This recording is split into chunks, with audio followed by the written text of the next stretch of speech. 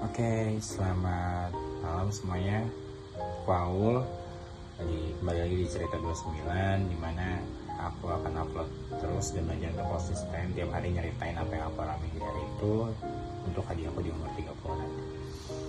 Hari ini aku membahas tentang sesuatu yang mungkin banyak dari kita ngalaminnya ya, kayak kenapa sih ketika kita udah buat to-do list susah-susah semalam, terus tiba-tiba pas mulai hari ada to-do list yang kelewat, terus ngerasa bahwa harinya udah hancur. Pasti pernah kan kalian ngalamin itu semua? Nggak mungkin sih aku aja, kayaknya semua dari kita pernah ngalaminnya. Kayak contoh, mungkin kita ngadepin besok pengen bangun jam 6 pagi, tapi gara-gara alarmnya mati, atau orang tua kita lupa bangunin, atau mungkin kita begadangnya telat bangunnya di jam 7, atau nggak misal besok kita pengen sholat subuh berjamaah misalnya di masjid, tiba-tiba harinya hujan badai, kita nggak mungkin ke masjid misalkan, terus kita juga bangunnya telat juga, jadi kelewat juga.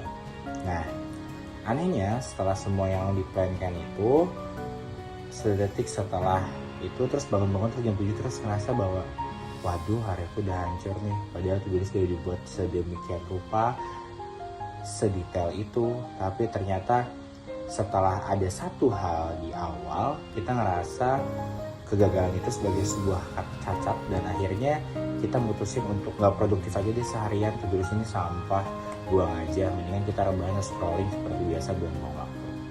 Nah, terus aja aku mikir kenapa ya satu hal di to-do list kita dari misalkan 8, 10 atau 12 bisa ngerusak satu hari penuh gitu.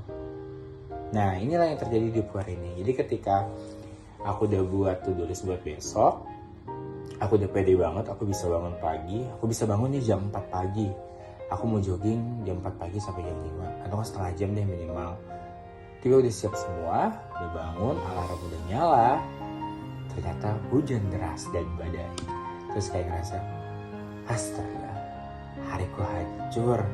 Harusnya aku jogging pagi hari ini, nggak juga jadi, nggak berhasil. Terus to-do list yang aku buat semalaman semuanya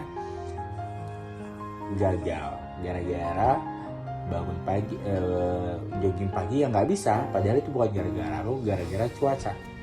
Nah, yaudah, terus aku jadi bingung kan, kenapa sih satu hal kecil jadi bisa merusak seluruhnya?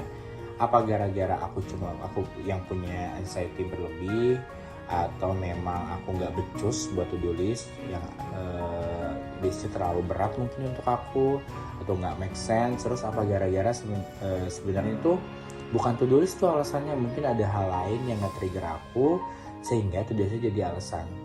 Nah, yaudah, gara-gara itu aku jadi cari tahu kenapa sih ini semua bisa terjadi.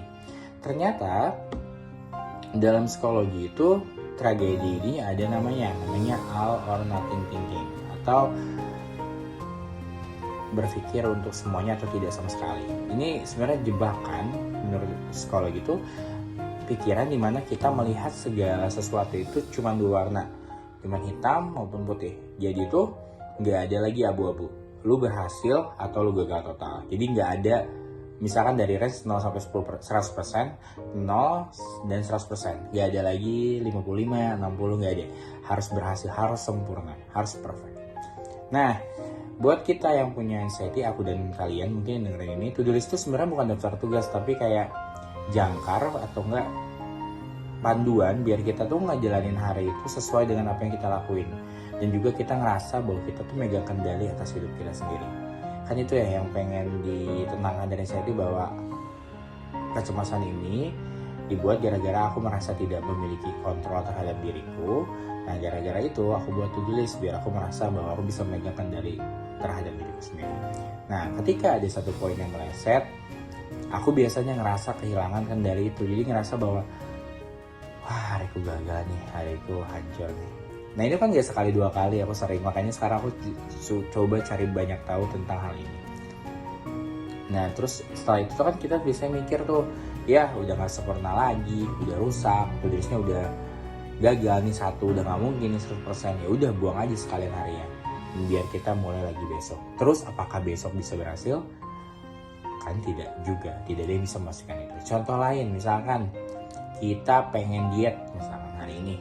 Terus kita pengen kurus, pengen turun. Terus hari ini udah dari pagi kita udah olahraga, makanya udah buah misalnya, ada salad. Terus tiba-tiba pas siang hari ada teman yang ulang tahun dan makan-makan di sebuah resto yang isinya daging semua. Misalkan apa, nge-grill gitu ya.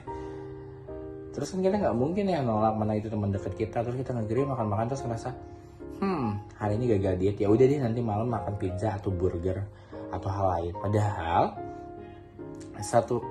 kalau kita pikir secara benar, secara jernih, satu hal yang merusak itu enggak make sense kalau kita bilang bahwa satu hal to-do list yang kita tidak dijalankan itu akan merusak hari kita sepenuhnya gitu.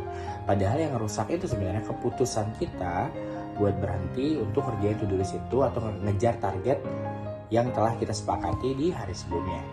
Nah, kita aku cari-cari tahu ya, gimana sih sebenarnya cara ngatasin itu semua gitu. Karena aku udah terlalu sering nih ngerasa kalau satu to-do list aku tidak selesai, maka hari aku bakal jelek banget. Nah, setelah aku coba research, setelah aku coba baca-baca beberapa literasi, aku ngerangkum jadi 3. Yang pertama, ada namanya aturan 3 besar. Jadi ketika kita buat to-do list dari 10, kita jadi kategoriin mana penting banget, mana penting aja, mana yang sebenarnya nggak penting-penting banget tapi pengen aku lakuin. Nah, kita fokus ke penting banget atau 3 besar itu 3 hal yang paling penting. Misalkan aku besok pengen ada 10 hal yang aku lakuin, misalkan baca buku, ngerjain musik, ngerjain proses dan lain-lain. Tapi mana nih yang paling penting? Gitu. Yang pertama, bangun pagi, misalkan bangun paginya maksimal jam berapa. Terus yang kedua, ngerjain tugas kantor misalkan apa. Terus yang ketiga, mau ngerjain podcast atau misalkan bikin konten di Twitter gitu. Nah, itu contohnya. Terus yang kedua, prinsip never miss twice. Jadi prinsip itu bilang ketika kamu udah gagal di to-do list yang pertama, itu nggak apa-apa, kamu manusia banget. Tapi jangan sampai melewatkan to-do list yang kedua. Contoh, kamu siang ini mau diet misalkan, ternyata tiba-tiba ada temanmu nge-grill. Sudah nge-grill aja, nggak apa-apa banyak. Tapi dengan catatan malam nanti kamu nggak makan lagi, atau enggak sore nanti yang sebenarnya jogging misalkan 10 menit ditambah jadi 20 menit gitu. Terus yang ketiga, list itu tuh sebenarnya cuma alat, bukan hakim. Jadi to-do list tuh dibuat untuk kita nggak kendali, tapi bukan buat ngehakimi kita. Kalau satu gagal berarti rusak hari semuanya gitu. Fokus ke apa yang bisa diselamatin, jangan fokus ke apa yang udah rusak atau yang udah terlewati atau yang udah nggak sesuai. Nah, yang aku ingetin ke kalian terakhir adalah aku dan kalian itu nggak mungkin rusak cuma karena kita telat bangun atau kelewatan satu tugas. Kita tuh sebenarnya manusia loh, bukan robot yang kalau kabelnya putus atau baterainya habis kita langsung mati total. Kita bisa masih memegang kendali terhadap diri kita karena kita manusia. Oke, aku Aul pamit dulu. Kita lanjutin ke tugas berikutnya. Tetap hidup, tetap bahagia. Terima kasih.